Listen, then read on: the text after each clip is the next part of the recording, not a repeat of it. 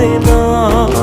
বাসলে ভালো কেউ কি এমন পাষাণ হয়ে যায় যে নিজের সুখে মনের মানুষটাকেই মেরে যায়।